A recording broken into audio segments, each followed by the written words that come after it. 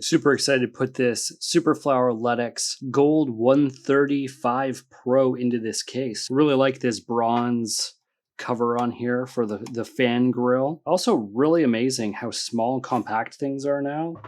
It's gonna sit right down here on the rail and slide all the way back. I just have to put my screws in and then we're nice and secure. I don't know why the previous EVGA power supply was so difficult to mount, but it didn't line up very well with the screw holes, and the Super Flower here is lining up perfectly. So that's absolutely awesome. I'm going to tilt this so you can see how much space I have in here now. It's quite considerable. I'll bring over the optical drive too, and you'll see why this 130 millimeter length for an ATX power supply is so amazing. It's going to make cable routing so much easier. So on top is the Blu-ray player. You can see it's not installed yet. I'm going to do that next after I'm done hooking up the power to everything here. But we've just gained 5 centimeters. So with the old power supply, it would have ended about here. That's about a centimeter and a half maybe of space. Definitely not enough for cables. Next, I'm going to grab the Super Flower satchel. It's a carrying case for all your cables, which is really nice to have. It makes storing everything that you're not using very easy. And the first thing, of course, I need is the motherboard cable. Immediately, I appreciate the flat ribbon cable style. I do like the braided ribbon cables. There's something about it that just kind of like feels like it's more high quality. But the really cool thing about these flat cables is that they're more easily maneuverable in the case. And see, everything's kind of separated into different channels here, and that's great for numerous reasons.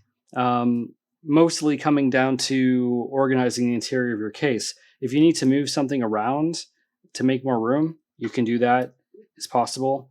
And what I'm going to be doing is just zip tying things. So let's get this installed. The only difficulty I'm having right now is that I'm going to actually have to remove the motherboard tray, loosen the screws so that I can get the CPU power supply cable out and underneath of it. Because unlike the previous kit, this one, since it's a universal kit, it doesn't split into 2 halves like the other one, which is not a big deal. That's definitely not fault of Super Flower, but it is something I have to be mindful of. Okay, so I had to do some cable adjustment and clean things up here, and I also actually flipped the power supply the other way around because this is an inverted case, and I actually want to suck air in through the top and out the back, and not suck hot air out because it would be conflicting with this fan for the 3080, which is sucking air in and also pushing air out.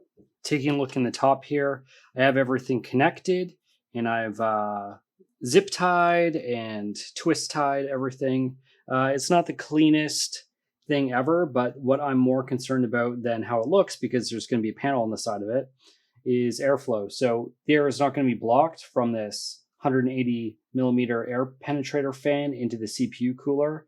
There's a lot of movement for air, so that's very good. While I'm at it, I'm also going to install the Blu-ray optical drive up here on the top. Since I have it all open,